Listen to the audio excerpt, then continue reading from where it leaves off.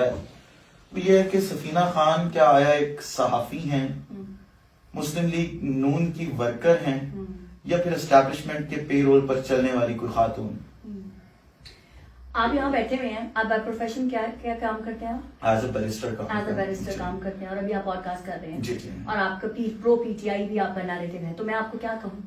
आप कुछ भी कह सकती हैं उसमें। मैं आपको जज करूंगी, जज करके मैं उसके बेस के ऊपर अपनी ओपिनियन रखूंगी। मसला ये है कि अगर इस वक्त मौजूदा हालात के अंदर हमारा प्रो पीटीआई नैरेटिव है, हाँ, तो कि फिर मेरा आप प्रो पीटीआई नैरेटिव चलो है। मेरा जवाब ले लें, हो गया, बात खत्म हो गई। अच्छा, अब आपने पूछा कि मैं कौन हूँ। मैं जी, सफीना खान हूँ, जी, जी। जिसने सहाफत 1997 में स्टार्ट की थी। ओके, ठीक है। आपकी पीटीआई का तो शायद तब जन्म भी नहीं हुआ था, वो किसी जनरल की गोद में बैठी हुई उस वक्त शायद पलप रही थी, दूध फीडर मुंह में डाला जा रहा था। मैंने तब सहाफत शुरू की थी, मैंने तब प्रैक्टिकली तौर पे जर्नलिज्म कर रही थी। और बात आती है सोशल मीडिया की, तब सोशल मीडिया का दौर नहीं था।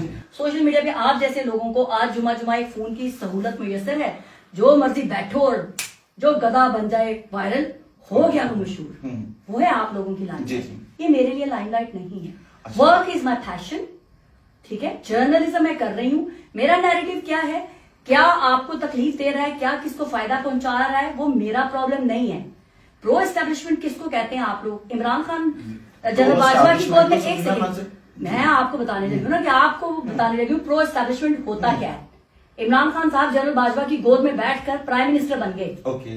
मैं आज तक खुद अपने बलबूते पे अपनी मेहनत से काम करके यहाँ तक पहुंची हूँ। एक सेकंड नहीं, मैं आपको बताने लगी हूँ ना कि मैं कौन हूँ, अपनी पहचान करा रही हूँ। अपने बलबूते तक यहाँ तक पहुंची हूँ। जो एस्टैब्लिशमेंट के लाडले टट्टू होते हैं, वो बड़े बड़े प्लेटफॉर्म पे बैठे होते हैं। वो बड़े बड़े जगहों पर बैठ के पाकिस्तान के अंदर बैठ कर भी उनके टट्टू भी होते हैं। वो इमरान खान की पार्टी को, एक सेकंड, पार्टी को सपोर्ट भी कर रहे होते हैं और उनसे पैसे भी ले रहे होते हैं। हर पार्टी से ओब्लाइज भी किए जा रहे होते हैं। अगर मैं किसी की फेवरेबल होती तो आज किसी बड़े प्लेटफॉर्म पे बैठी होती। एक सेकंड, अपनी मेहनत से यहां तक पहुंची हूं। किसी ने मुझे मेरी पहचान भीख में नहीं दी है। एक और बात, पीएमएलएन, आपको ऐसा लगता है ना क्योंकि माजी में मैं पीएमएलएन के साथ अटैच रही हूँ, मुझे फख्र है उस पर, मुझे कोई इसमें परेशानी नहीं है। अब मैं पहले से शुरू की थी ना, उसके बाद प्रो पीएमएलएन हो गया, एज अ वर्कर काम करना।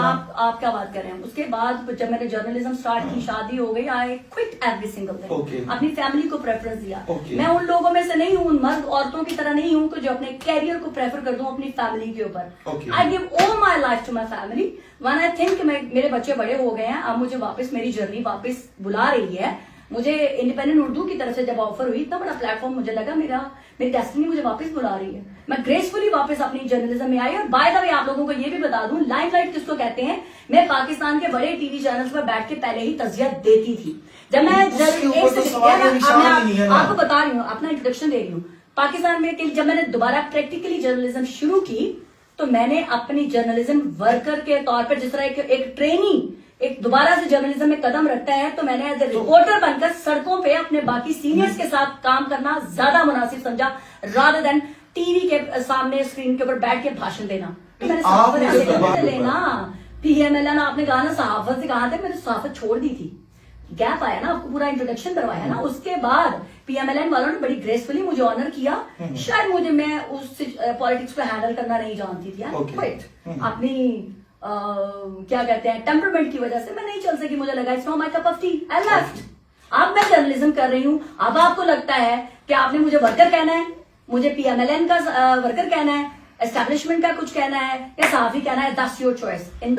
जब बात होती है पाकिस्तान की, तो मुझे ना इमरान खान को देखना है, ना नवाज शरीफ को देखना है, ना आसिफ अली जरदारी को देखना है। क्योंकि मैं किसी पॉलिटिकल पार्टी को सपोर्ट ही नहीं करती हूँ। जो भी पाकिस्तान के लिए अच्छा करेगा मैं उसको ग्लोरीफाई करूंगी। बात करने लगी हूँ अभी आपके इमरान खान साहब की। इमरान खान साहब का जब इक़्तिदार डामाडोल हो रहा था, तब आप लोगों को नया नया आप लोगों को पता नहीं होगा ना ट्विटर स्पेसिस का, तब मेरी ट्विटर स्पेसिस के अंदर 20-20, 30-30 हजार बंदा होता था। आपके तमाम यूट्यूबर जो पाकिस्तान से बाहर भगोड़े बने पड़े हैं, सबसे पहले उन्होंने एंट्री मेरी स्पेस मेरी थी। आपके रोने के लिए कंधा ही सफीना खान ने प्रोवाइड किया था। जब उनको सुनने के लिए कोई तैयार नहीं था, मैंने इमरान खान के हक में लिखा और भरपूर तरीके से लिखा कि इमरान खान के साथ गलत हो रहा है, इसको फोर्सफुली निकाला जा रहा है और इसके जिम्मेदार कौन है। मैंने उसका नाम भी लिखा। मैं वक्त के साथ खड़े होकर सच बोलने की आदी हूं। अब एक हद तक मुझे जहां लगा इमरान खान के साथ जाती हो रही है, मैंने उसके सपोर्ट किया। मैं कोई किसी के बाप की गुलाम हूं नहीं कि अगर इमरान खान गलत करेगा, मेरे पाकिस्तान की रियासत को चैलेंज करेगा, उनके इदारों को चैलेंज करेगा और मैं उसके पीछे लौंडी बन के खड़ी रहूं कि तुम सही कह रहे हो। वो गलत करेगा तो मैं उसको क्रिटिसाइज करूंगी। रियासत जब गलत कर रही हो, मुझे नहीं लगता, आपको लगता है ना? नहीं, तब रियासत गलत नहीं करेगी जब इमरान कैसे खान को फोर्सफुली ला के 2018 का इलेक्शन जितवा के जबरदस्ती हमने गलत वोट था। दिए। उस वक्त हम कह रहे थे कि तो वो मैं तो गलत गलत था। कभी कह रही थी। आपकी एज क्या होगी रफली? 30 साल। 30 साल पहले आपने वोट किसको दिया होगा? आपके पेरेंट्स किसको देते होंगे उस वक्त? जब आप 30 साल के बाद, जब 18 साल के 19 साल के हो, आपने पहला वोट किसको दिया? मैंने आज तक पॉडकास्ट नहीं किया। Thank you very much. तो आपका राइट ही नहीं है बात करने का। अगला सवाल करें। राइट एज अ शहरी, जो बंदा, as a जो शहरी अपने फ्राइज को ही नहीं जानता। मैं पाकिस्तान में वो मौजूद दूसरों नहीं था। तो फिर आपको पिछले पाकिस्तान इलेक्शन में के मौजूद प्रति नहीं इतना था, उससे मुकाबला पिछले करने इलेक्शन की में जरूरत मौजूद ही नहीं नहीं है। था। अगला सवाल करें। एक औरत के ऊपर कीचड़ उछाला गया, आपने उसके ऊपर कितनी बात की? बहुत बात की, कहाँ बहुत पे क्रिटिसाइज किया बुशरा बेगम को। बुशरा बेगम को किया ना? गलत किया। बुशरा बेगम बुशरा को किया बेगम ने ना? क्या ये, अच्छा हाँ। मुझे बताएं, क्या ये आप रिवायत कायम करना चाहते हैं हमारे पाकिस्तानी मुआशरे में कि एक पीर अपने मुरीद की खातिर अच्छा अपने बच्चों को छोड़ दे, अपने खामद को? वो एक सेकंड, ये कौन सा माशरा बनाना चाहते हैं आप कि एक मुरीद की खातिर जो है वो औरत अपने खामद से मुझे तलाक दे दो क्योंकि इस बंदे ने मुझे? एक रिलेशनशिप में है, सेकंड, भाड़ में गई टॉक्सिक रिलेशनशिप। आप चाहते हैं कि आपके घर में, फलां के घर में कोई भी आपका दोस्त यार आता है, किसी के घर जाता है, उसकी बहन को, उसकी बीवी को वरगलाता है, अच्छा, और वो टॉक्सिक रिलेशन हो गया।